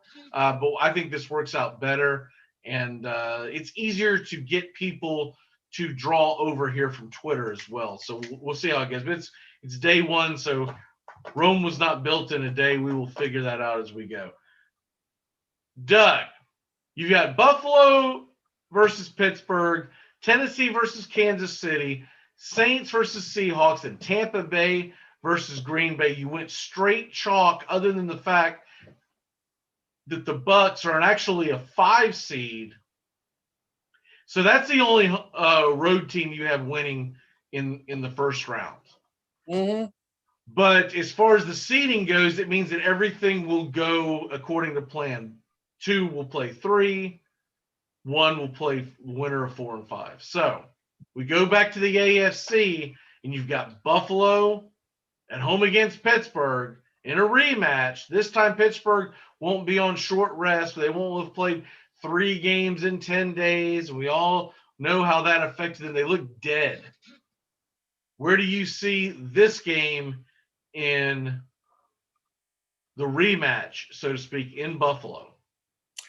I have to refer back to what I just saw Sunday, and where Pittsburgh is just the last 4 weeks. Pittsburgh has nosedived every week, and I've watched this Bills team become a really, really good team. So I don't give Pittsburgh a chance against the Bills in this game. You're playing in Buffalo, which really isn't that much of an advantage. It just, this Bills team is poised for a long playoff run. Excuse me. So I look at the game. I see it 38-20. Wow. Blowout. Okay. Pittsburgh is just they're dead on their feet. I mean, the last 4 weeks that I've watched Pittsburgh play, I've watched them lose games to the Bengals, for crying out loud. Here's the problem with Pittsburgh. If people who want to see Pittsburgh go deep in the playoffs and are saying you're nuts right now and da-da-da-da-da, Pittsburgh does not have a run game this year. No. They'll have a game here and there where James Conner will have a good game, but all in all, they have not ran the ball. And if they're going to go into Buffalo and beat Buffalo, James Conner is going to have to be the guy, not Ben Roethlisberger. Ben Roethlisberger is not going to sling it around the field. For Pittsburgh to win, it's got to be a low-scoring game, and James Conner's got to be the man. That's just it. Maybe a little Benny Snell sprinkled in there a little bit, and you're going to move the chains from time to time with the short, quick passing game. You get Claypool involved in some end arounds and whatnot. But if I'm with you on the fact that if they try to shoot out, if it's a shootout, it's a wrap. Yeah, it's a wrap. The Bills will destroy Josh Allen has gone way up over this. You compare to what he was doing last year, it's night and day. Yeah. Remember last year, he couldn't hold on to a stinking lead against the freaking Houston Texans in a playoff game. They were up 16-0 with like a minute left in the third quarter. They couldn't hold on to the lead. No. And the offense was just absolutely terrible. Mm-hmm. The defense is what they leaned on last year. Now that defense is starting to get back to about where it was last year. And that pass offense they have is, with John Brown back and what Stephon Diggs has done for them, forget about it. Forget about it. Okay, so we go into the next matchup. That'll be Kansas City at home against the Tennessee Titans. I call this the barbecue bowl because you don't get any better barbecue than Tennessee versus Kansas City, right? But in the football game, Tennessee's going to be hard-pressed to slow down that Kansas City offense. What say you? I think the Titans have a chance if they can, it's the old strategy, keep Kansas City off the field. Derrick Henry has got to, I hate to say it's got to be the fixture here. Just keep running that, what I call that 30-gut offense. Just keep pounding it down Kansas City. Just have a couple of long drives. Keep Kansas City out of the game as much as possible. They may pull it off, but if you're asking for my pick, the Chiefs will win this game. By the way, Jay Glazier is reporting from Tampa Bay Buccaneer country that Mike Evans, hyperextended left knee, showed no structural damage to the ligaments. They are hopeful that he'll actually be able to play Saturday night. We'll see. I don't think that's the biggest thing in the world. They have so much talent on a wide receiver. If he has to sit out that game, that won't be why they lose. They will lose that game because they can't keep Chase Young off of Tom Brady. That'll be the key to that game. So you got Kansas City beating Tennessee? Yep. Barely. I've got I'm saying like a 34-31 win. Wow. What I watched yesterday, I don't know if I see Tennessee. Like I said, we're going to be hard pressed to be able to slow down Mahomes. And unless you're going to score on every single possession, I don't know how you're going to make that plot. Essentially, I would tell the punter, don't come to the game. Yeah. We're not going to punt today, guys. And Gostkowski, we're not going to use you often. Other than kickoffs and extra points, you're going to be there not to kick field goals. Unless it's a situation where you have to have that field goal or, it just makes sense at the time. You're not going to go up 4th and goal from the 13 in the first quarter when it's 7-0, right? You're not going to do that. You're going to go ahead and get points. But I'm just saying that at this point, they're going to have to go for it on 4th down. They're going to have to treat it like 4-down territory the entire game. That's the only way that they'll fight through that. Saints Seahawks. Now that game will be in New Orleans. Seahawks versus the Saints should be a great, great game. Who you got? I got the Seahawks winning this game. This is where I say New Orleans blows it. This is the game. This is where I think the Seahawks play one of their better games. So I've got the Hawks upsetting them. I would say like 27-21. Okay. And then Tampa Bay goes to Green Bay. Rodgers versus Brady. This game, it depends on which Packers shows up. Are the Packers that we saw destroy the Bears, or the Packers with that mediocre defense that underperforms? I'm saying that the Packers will play to form, and I think they will beat Tampa. And it's probably be a cold day in Lambeau, so we're probably looking at, 24-13 maybe. Yeah, the one thing we know, the cold weather won't bother Brady, but the rest of his Tampa colleagues, I don't know, man. They're not used to being in the playoffs, much less being in the playoffs in Lambeau Field. So you got to give the nod to Green Bay, I would think, in that one. So then you get to the AFC Championship game. You've gone chalk, so you've not pulled any kind of upset. You got 1 versus 2, and you got 1 versus 2. Buffalo versus KC. Who you got? In Kansas City, mind you. And I think, trying to remember, they flip-flop every year in the AFC Championship game. I think it's their turn to be the night game. I could be wrong on that one. Because I want to say last year, Green Bay would have played San Francisco, right? And Kansas City played – did Kansas City play the Patriots last year? No, that's right. They played Tennessee. Yeah, they played Tennessee. And the Tennessee game was the mid-afternoon game. So, yes, that game will be nighttime, AFC game. So that'll be the late kickoff around 7 o'clock-ish Eastern time, depending on how they decide to do it this year. Drives me nuts. Like, dude, get the game going. It's a Sunday. What the hell else we got to do? I do actually think they do 6:30 because I think they try to do it pretty much in line with what the Super Bowl is going to start with. So it's going to be dark. It's going to be cold. But Kansas City and Buffalo don't really give a damn because they both play in the dark and the cold. So Kansas City versus Buffalo, a shootout for sure. What you got? And this is where my upset comes in. I'm picking the Bills to win 38-31. Okay, you got Buffalo upsetting Kansas City. I like it. It would be a lot of fun if that happens. Who are they going to play in the Super Bowl? And I have the Seahawks beating the Packers to make it to the Super Bowl. Yeah, Seattle upsetting Green Bay. So we're going to have the Buffalo-Seattle Super Bowl when we could have had Kansas City, Green Bay, and the world is a sadder place. Who the hell wants to watch that crap? No, I'm joking.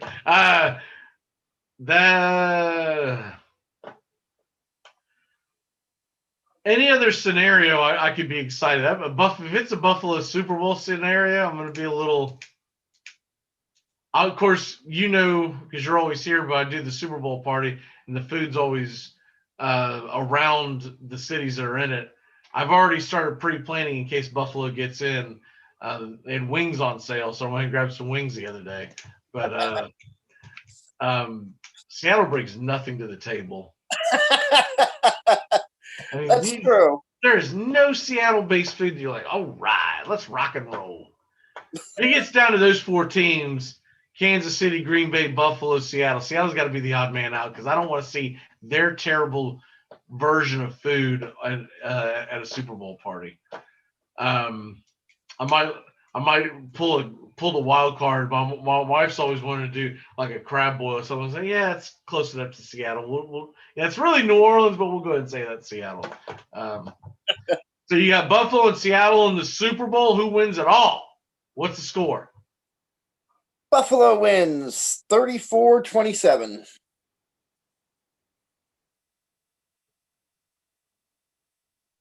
Would you suspect that Josh Allen is your MVP that day? I think Stephon Diggs will be the MVP. I think I'll go out on a limb on that one and say I think Stephon Diggs will be. That would be a great story. If I actually it'd be even a better story if you were to beat Green Bay and be the MVP, considering you spent so much time in Minnesota. True. That would be a great story. My biggest question mark with Seattle is what I have with the Steelers. The running game just isn't there. I'd say the running game's a little better than Pittsburgh. And when you have Russell Wilson, you don't need as big a running game as you need it when you have – because Russell Wilson himself can be the running game, right? Roethlisberger's a statue at this point. So I'm not putting them on the same level, but Chris Carson has yet to really get going. I would really hope someone gets to the Super Bowl that has a running game because – I don't want to see a bunch of chucking. That's my fear.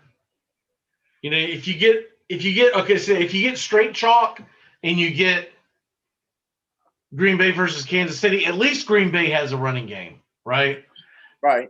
We're not just going to get chuckers because I really don't want to see something like my worst nightmare would be Pittsburgh or Kansas City. I'm sorry. Kansas City doesn't have much of a running game. Honestly, anyone who makes it in the AFC other than Tennessee and Baltimore is going to be a disappointment when it comes to the running game. So you're going to have an AFC team that has no running game. And then in the NFC, if it's Seattle or somehow the Bucs get in there, I just don't want to see it. But because here's my thing. If Kansas City gets in, the chucker's not going to be able to out-chuck the chuckster because, man, that's all. But if there's a guy that was born to play in this era of football, it was Pat Mahomes. Yeah. Patrick Mahomes. I'm sorry, he doesn't like Patrick Mahomes. He's fun to watch, but I do like the run game. I do like seeing the ball ran. There was nothing better than me watching Derrick Henry just plow through. Hell, for that matter, Jonathan Taylor plowing through the Jaguars yesterday. Yeah. I love a good running game, but I think the biggest problem this year is the few teams that have running games, the rest of their team is not solid. It's not a whole. And This Jadeveon Clowney thing did not work out for the Titans. They still don't have a pass rush. Their offense is as lethal as anyone's in football. But they will have to punt from time to time because they're not so efficient you can't stop them, right? And when you punt, you've pretty much said to any team you're playing that has a very good offense, all right, well, the game's over because we can't stop you, and we've now punted twice, which means we're down by 14 bare minimum. That's why Derrick Henry's got to be that thick. We talk. You know what the Titans need to start doing right now, today, this morning? They need to spend the entire day practicing the onside kick. Because they're going to need it. At some point in their playoff run, they're going to need the onside kick. Whether it is a trickster to like start the game, or because they're down 3 scores with 7 minutes left and they finally get in the end zone, they're going to have to get an onside kick. They need to get so proficient at that it's a higher than a 50-50 chance of getting the damn thing. That's what they need to be practicing. The hell with all the other crap you want to practice the onside kick, because none of this other is going to help you. You can't practice your pass rush. You guys suck. You're not getting a pass rush. You can't practice your. My God, the secondary was shredded yesterday. They had a 3-score lead and couldn't hold on to the damn thing because Brandon Cooks got behind both safeties and the cornerback on a simple flag route. I was like, who the hell is coaching this team? And Vrabel, that's supposed to be his strength, defense. I know. He's put together a good team. It's been fun to watch. He's no worries about losing his job. But my God, can we get a defensive coordinator next year? Can you be the head coach and get someone else to call the plays? Can you be the overseer and they have to answer to you? He wants to emulate Bill Belichick so much. Yeah. Sorry, man. Like something's got to give. This defense is atrocious. They did nothing that worked. They tried, but they did nothing that actually worked in the offseason. Unbelievable. Well, offside kicks it is. That's what I say, man. Just go and work on onside kicks for the next 2 days. And then we'll worry about implementing our run package and all that junk that's not going to matter when you can't stop. They've got a fighting chance against Baltimore. But after that, with Kansas City, that's what I'm saying. They need to get a week in front of this. Let's start the onside kicks this morning. Hopefully we get past Baltimore and we can have it perfected by next week. So just in case y'all missed it, in case you're just joining us, brand new on this is this morning, breaking news. Doug Marrone of the Jacksonville Jaguars has been fired. Of course, Gase was fired last night. This is what everyone refers to as Black Monday. I suspect at least 3 more guys get fired today. If you were to guess, give me 3 teams and you're like, it's enough already. Because Detroit's already lost their coach. Yeah, Detroit already did. Houston's already lost her. You know what? Just give me one. You know what? That might be too many. Just give me one more that you're like, I think this guy's going to get canned. I would look to see if the Bengals get rid of their guy. Because that display this season, I'm just throwing that out there off the top of my head. Because that was a disgrace. I think they'll keep him because the offense looked very good under Joe Burrow. And so I think they'll keep him because they want to see him, what he can do with Joe Burrow going forward. But I will say this, he'll be on the hot seat next year. If it's anything close to what he did this year, he'll be on the hot seat. I think the Chargers will be the team. I don't actually like Anthony Lynn. I think he gets a bad rap this year. There was a lot of things that went wrong, but I think the Chargers are going to move on, and they're going to get an offensive-minded coach to try to bring in the new era with Justin Herbert and company. Well, that's what I was going to say. That's the same argument like with Joe Burrow. I mean, both teams are in this kind of same situation. They both have great rookie quarterback. So, except this is the Bengals coach's first year.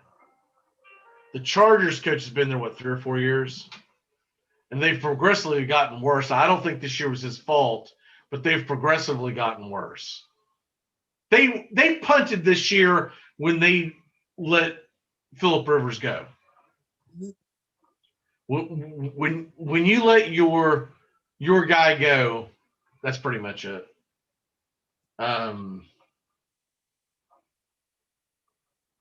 Normally, when you do that, though, the head coach is brand new. So I don't know if Mr. Anthony's going to be able to stick around, because it's just going to be one of those situations. He'll get another chance down the road, but it's one of those situations where, because of where Rivers was in his career, they didn't want to bring him back one last year. They wanted to go on to Herbert, and they're going to blame him for what happened this year.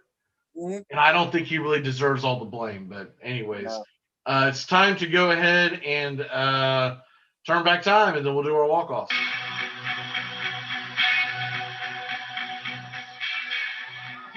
Turn back time on this day. What is it? January 4th. We're already back into January, Doug. On this date, January 4th, 1970, the AFL Championship game. Kansas City Chiefs beat the Raiders 17-7. Chiefs defense forces 4 interceptions. And on the same date, for obvious reasons, the Minnesota Vikings beat the Browns 27-7. The NFL champion the following, I guess it was the following week. I don't think they took the 2 weeks off. The Kansas City Chiefs would beat Minnesota the next week 23-7 in that game. It was funny. I was looking at the box score for that game. My God, how boring of a game would this be today? People could just complain about how drab this game was. Len Dawson had 142 yards passing, 17-12. Okay, which means every pass was like 8-9 yards. The running, here's the thing. So I saw this. I was like, my God, Minnesota couldn't do anything. So Joe Kapp, he had 183 yards, but I bet a lot of that was garbage time when they were down. They lose 23-7, right? But here's the rushing yards. So you're like, okay, well, they didn't pass it much, but they must have ran the ball like a crazy man. No, the leading rusher for the Kansas City Chiefs, Mike Garrett, with 39 yards rushing. Sometimes I say I wish I was born earlier. I'm glad I missed that game. That game was terrible. That was all defense, if I remember right. I think they scored 1 or 2 defensive touchdowns in that game. All defense or lack of offense, however you want to look at it. Yeah. Birthdays. Speaking of NFL legends, we lost him this year, but I still want to give a happy birthday to one of my favorite people in the history of the National Football League. Don Shula passed away earlier this year. He would have been 90 years old today. Of course, he was the NFL Coach of the Year 4 times, Super Bowl champion 3 times. Everyone remembers the Dolphins back-to-back, but they forget the Baltimore Colts as well. And actually, he didn't win that game. He was assistant coach. No, he was the head coach for the Colts, but they lost. Oh, okay. The game against the Colts lost to the Cowboys. Gotcha. No. Wait a minute. No, the Colts beat the Cowboys, didn't they? I thought the Colts won on the last-minute field goal, but they did. Okay, so yeah, he won that game. He won that game. Yes, because Earl Morrall was the quarterback who later would become the quarterback for the Miami Dolphins when Greasy was injured. I don't know. Yes. I was at a senior moment there all of a sudden. 2021. I guess that's what's going to be good. Who's going to leave me this year is going to be my my memory. Also, happy birthday on this date, Garrison Hurst. Remember him? Running back for the the Cardinals. Of course, he was a Georgia Bulldog. He's 49 years old today. It doesn't feel like he's been out of the league as long for him to be 49. Maybe that's why he was never that good. Like maybe he was in his late 30s when he came into the league. And I think that's it because I was looking at a couple others, but well, I'll tell you what. Here's a great one, or a good one. A guy I enjoyed playing baseball. Remember Ted Lilly, the pitcher, left-handed pitcher? He is 44 today. So there you have it. What is your walk-off for the day, sir? I was going to take a little bit of personal pride and a shout out to Sean. I won my first fantasy basketball game yesterday. So sorry, Sean. It didn't take me 25 years to get me where I got. We didn't win the championship. I think that was Oh, Sean. I'm sorry. That's right. I'm sorry. I actually lost to Sean this past week, but I talked about this whenever the hell it was. We were talking about this last week that I'd forgotten when it comes to basketball how screwed you can be depending on the week. Yes. I just didn't have that many players play. I didn't have that many games on my docket this week. Yeah. And so Sean beat me by like a couple hundred points because I looked at the beginning of the week. I was like, there's no way in hell I can win this. Right.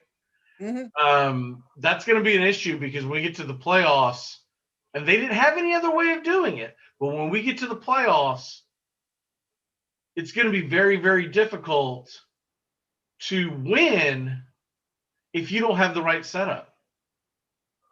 And maybe that's what's always made me mad about fantasy basketball. But whatever. I'll still having good time. You know what I don't like though? When these guys are out or in, you can't put them on the IL to go pick up a player, not drop their player, like you can in football. Yeah, I noticed that too. Yeah. Like they actually have to be injured, like with a broken leg or something to freaking to get him on your IL. That sucks. Because there's a lot of guys that are going to take games off. If they had the you should be able to move that thing down. Bad job by Yahoo. Bad job. My walk-off today will be, look, this is a really, really bad day for sports watching. But there are a couple of games. Celtics are playing the Raptors on Nesson tonight if you get Nesson. Locally here in Florida, Orlando on Fox Sports Florida at 7 p.m. against the Cleveland Cavaliers. If you're looking for some Big Ten college basketball, you got Maryland versus Indiana, 8 p.m. And then, of course, on the NBA TV, if you get that Mavs Rockets, ought to be a pretty good game.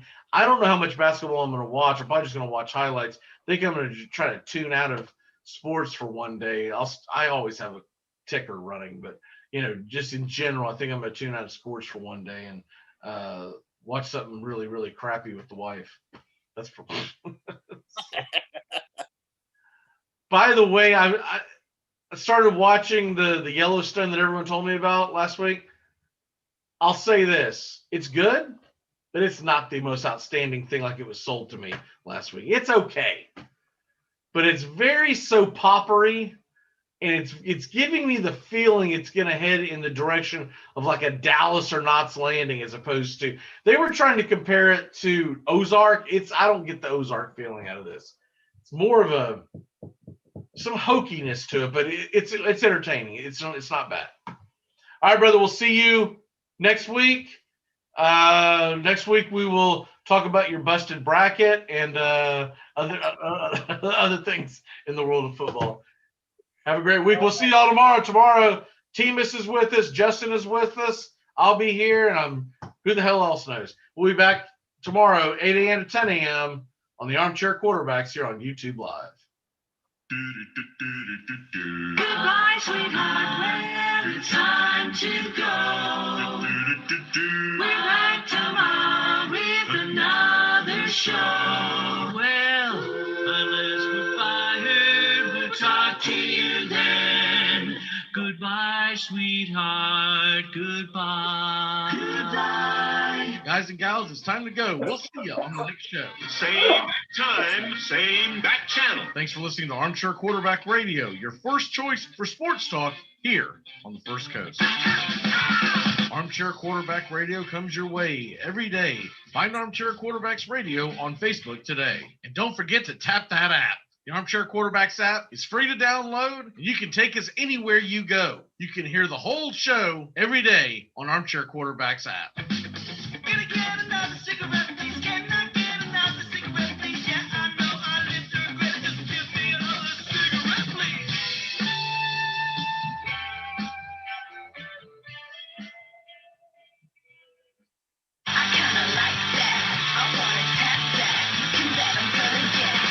If you haven't downloaded it yet, the Armchair Quarterbacks app is the best app you can tap today. Google Android, Apple iPhone. That's right, download it, tap that app today. You can take the Armchair Quarterbacks app anywhere. Free to download, free to use, and important to have. Download it today. Tap that Armchair Quarterbacks app. The best in Southeast sports talk. Listen live or catch the replay.